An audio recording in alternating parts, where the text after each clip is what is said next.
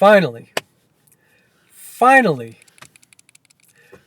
I figured out what to do with my Patreon page in a way that I feel really good about it. And so that's what this video is all about.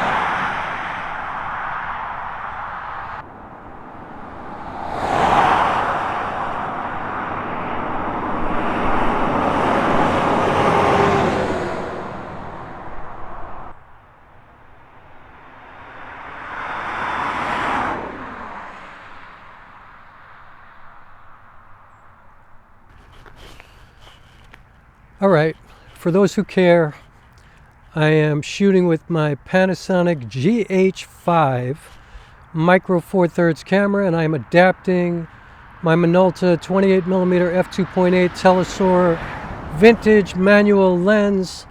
I'm probably about 12 to 15 feet away from the camera because micro 4/3 makes this a 56mm equivalent, so I got to be far away to get this look in the frame. And yeah, there's that technical stuff if you care about it. I'm shooting at ISO 400. I'm shooting 5500 white balance, Kelvin. So yeah, and I'm up here, I'm in upstate New York. I'm on Route 9W, which is a major road up here.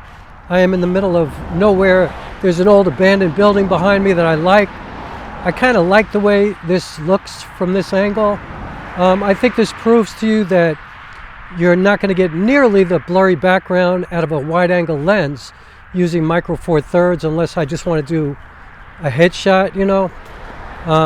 Because I'm shooting at f2.8, and f2.8 is really more like f5.6, which, you know, if I was shooting full frame at f2.8, even from this distance.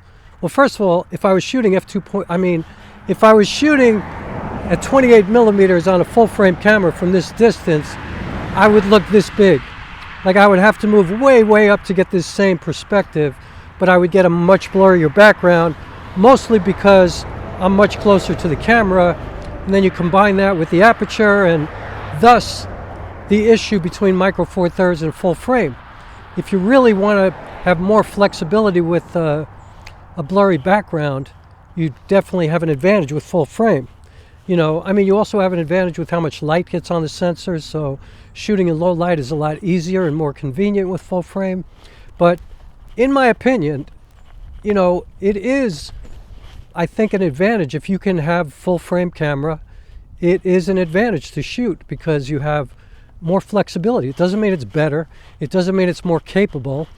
Although I guess it depends on how you look at it, but it is more convenient, you know, more flexible. I'll use that word again, because I can control my aperture. I can control the frame, you know, like I can create my composition, and I can have more, you know, like creativity going on in my head with regards to what I want to be sharp and what I want to be blurred out, you know, with regards to the, you know, the way the frame looks. You know, I can make it look more like a, well, I don't want to say I can make it look more like a painting, but I'm just saying it's more flexible. How many different ways can I say it? But having said that, if you have micro 4/3, it's no excuse to not get exactly what you want, because if I only had micro 4/3, I would make sure that I have all the lenses that I need to have the most possible flexibility that I could have.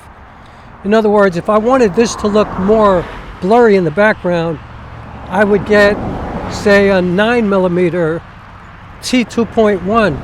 Like there's a, I think it's a Sirui is it a Sirui? No, it's a SLR Magic.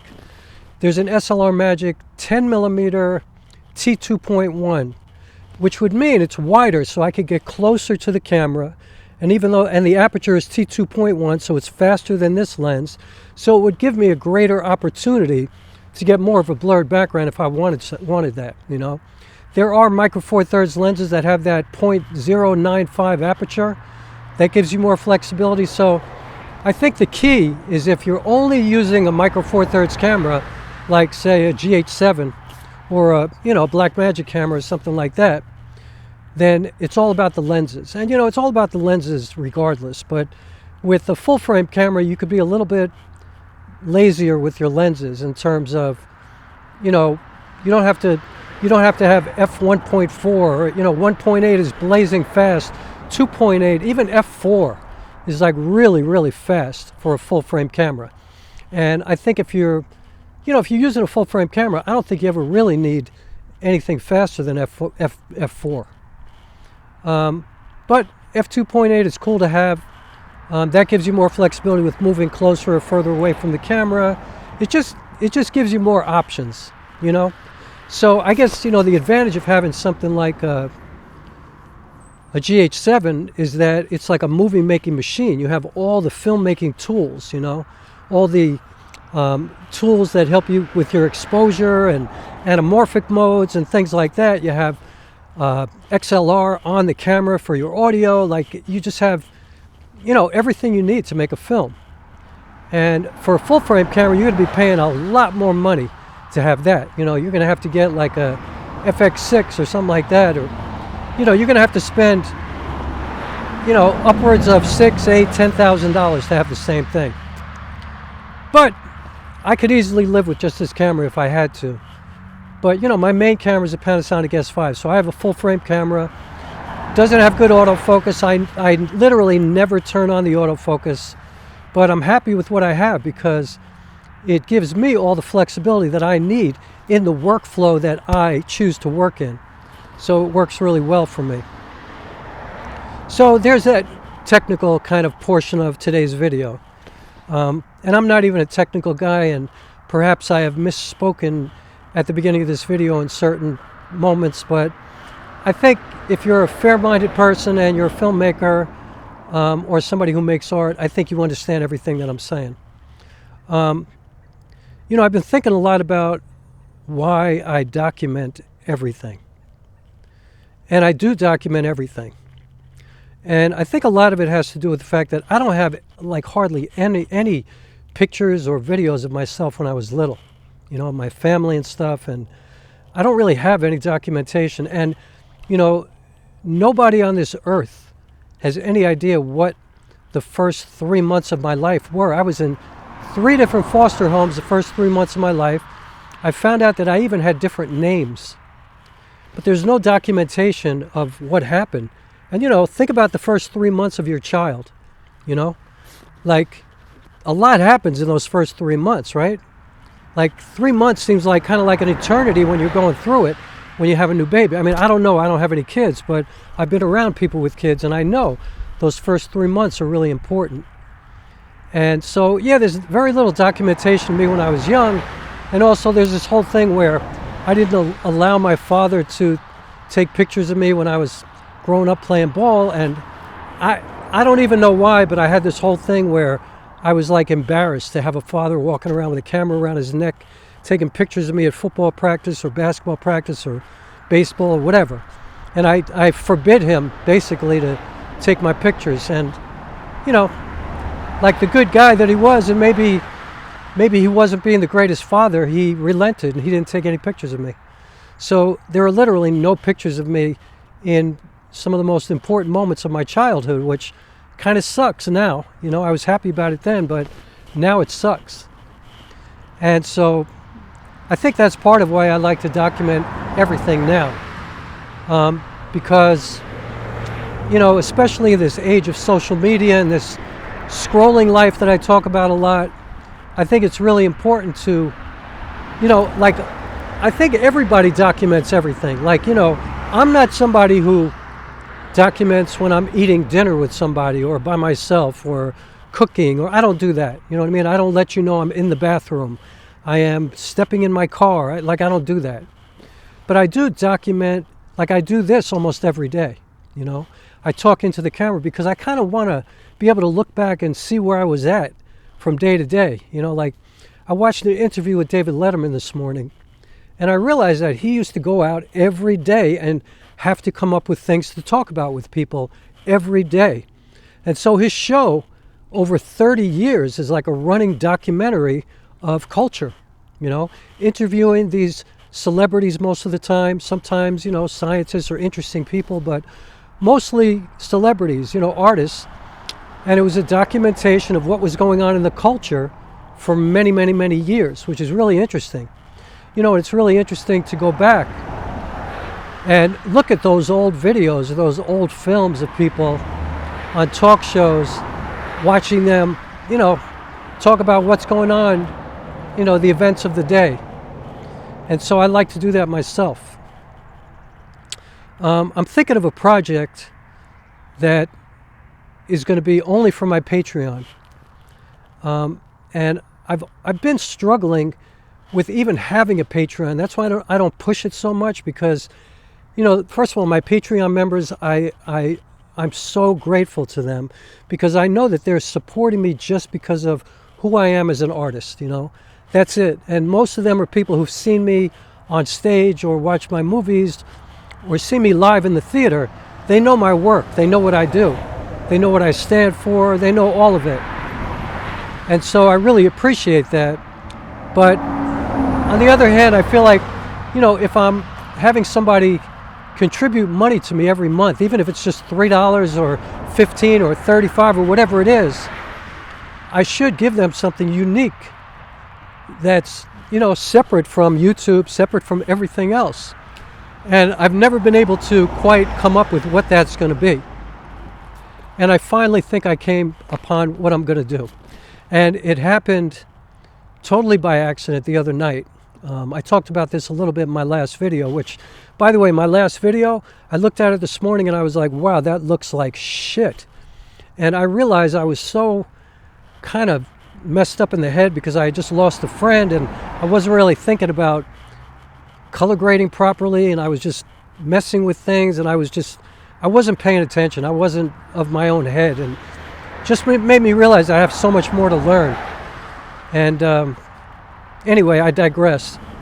About a week ago, I was writing for a grant. I talked about this in a video, and I decided to go back and look at a script that I had written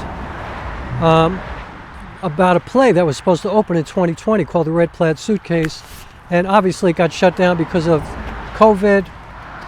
And this stool is really uncomfortable sometimes. And so I hadn't looked at that script since 2020.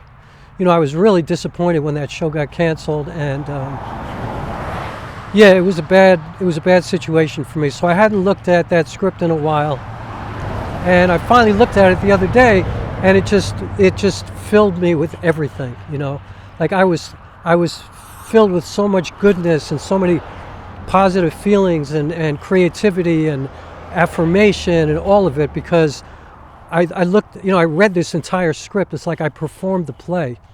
I sat there for 2.5 hours and I read the whole thing, and it all came back to me. And, you know, it was really important for me to do that, you know, because also it was completely different from the film that I created that was based on that script. You know, I adapted a movie called The Center of Distance, and I did that during the pandemic. But when I read the script, I was like, oh my God, this is completely different. It's like a whole different story. Even though the core of it is the same, the way it's told is completely different, and it's much more meticulous with its words because it's a solo play. And a movie obviously is not going to have as many words. And so the movie is more of a visual, although the movie has a lot of words because it's a solo movie too. But I'm just saying it's a lot different. And so I think what I'm going to do for my Patreon is, you know, I thought to myself the other day, I got to do something with the Red Plaid Suitcase. And, you know, I've been asked to remount that play. I've had the opportunity at a couple of theaters to bring that play in. But, you know, being a solo artist, for me to do that play at this stage of my life, you would have to pay me to take care of my whole life for at least a year for me to relearn that play, to rememorize it, to remount it, to get my collaborators back together. It's going to take me a year to get it back up on its feet the way I like to do it, you know, properly. And nobody's going to pay me that kind of money because my name is not John Leguizamo, and my name is not Billy Crystal, and I'm not Bruce Springsteen. And so, you know, Broadway producers are not going to come to me and give me that kind of money unless I do the show first and take a chance of possibly being picked up after it's already mounted, and then it would all pay off, you know what I mean? But there's no guarantee. And in fact, chances of that happening are very slim. You know, I mean, when you're a solo theater artist and when you're a successful one like I have been, I mean, I've sold out so many shows over more than a decade all over the world. You know, financially, I have still lived right around the poverty line this whole time. So it's a great sacrifice to be a solo theater artist. And at this stage right now, I'm not willing to take that risk, you know. But I want to do something with this work that I already created. And so I'm going to do something with it. And what I'm going to do is I'm going to share this entire journey of creating a large project. I'm going to create a film, you know, like a real film that could go into festivals, that I might be able to license at HBO or Showtime or someplace like that. But I'm going to share the process with my Patreon members and nobody else, because I want to give my Patreon people something special. And I finally figured out what it is, and it's this. It's the Red Plaid Suitcase. And so this is my offering to my Patreon people. I'm not even going to tell you what I'm going to do, but I am going to tell you that it's an incredible play. It's a great story. And the process is going to be very, you know, it's my unique process. You know, I have a process that I have developed over the years. And, you know, it's funny. A friend of mine who is a great actor, he once said to me, you know, he came to one of my play readings and he said, you should teach your method, you know? Like, there's a method to your theater. Like, there's the Meisner method, you know, people are, you know, there's certain different types of actors, you know? And he said, you should teach your method, your type of acting.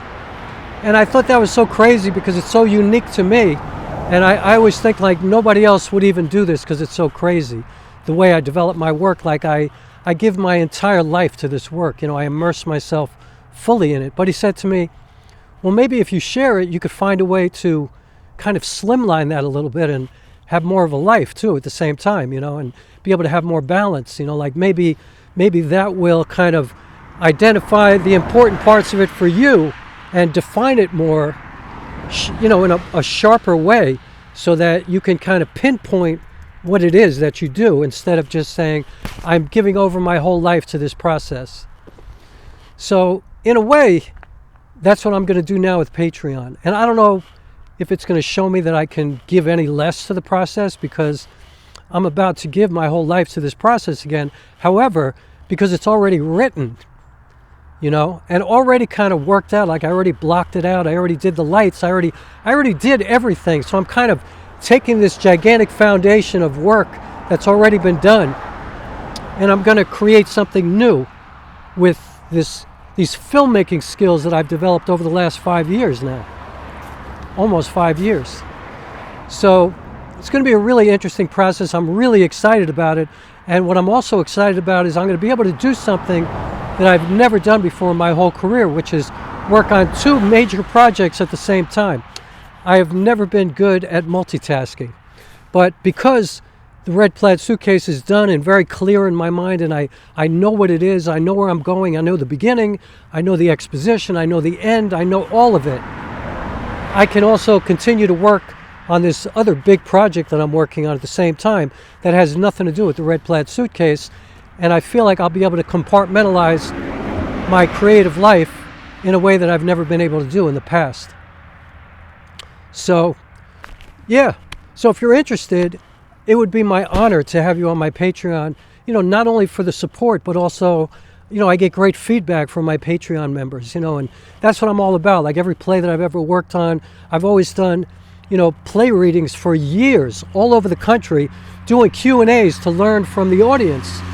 That really gives me so much knowledge to make my plays a better play, because I'm about to say something that I've said so much in my videos, but I swear to God, I appreciate saying this in every video if I get the opportunity. I had a great director named Stephen Bishop Seeley, and when I was working on Broke Wide Open, which was a memoir piece, my first play, he said to me one day early on in the process, he went, you know, Rock, even though this play is all about you, it's not a good play until it's all about all of us. And there was a day in London where I realized that it became a good play. And it was when a young Nigerian man came up to me and told me that my story was his story, that everything in my story was so resonant with him, that it was so familiar to him, that my grandmother was his grandmother. My Jewish lady from the Bronx grandmother was his Nigerian grandmother, who, you know, had to be so different than my grandmother, but I guess we're all the same. And I called Stephen from London, and I told him, I said, yo, it's a good play now. And I appreciate that so much, because that's how I approach all of my stories now. Like, no matter what I write about, no matter what I share, I want it to be about all of us, you know. I want it to be a story that you can relate to, that you understand. So, anyway, that's where I'm at. There's a link to my Patreon in the description of this video and all my videos. You can feel free to join. There are different levels, or you could join at any level you want, or any amount that you want, or whatever. And you will be getting my heart and soul, like all of me, if you do that. And if not, I love you anyway. And I'm so grateful that you're here. And I never take it for granted that anybody takes the time to come share their space, you know, their existence with me for, you know, whatever it may be, 17 minutes, 25 minutes, 45 minutes sometimes with me. Like, I so appreciate that. I think it's so special and so generous, and I learn a lot from it, and I get a lot of the good stuff from it. You know, it just makes me feel good. It's the best word I could think of right there. So I'm going to end this video now. Thank you so much. Please subscribe. Please hit the like button. Yeah, that's it. Hope you have a beautiful day. And I'll speak to you in a minute. And thank you so much for watching everything in between the beginning and this moment right here. Thank you. See you in a minute.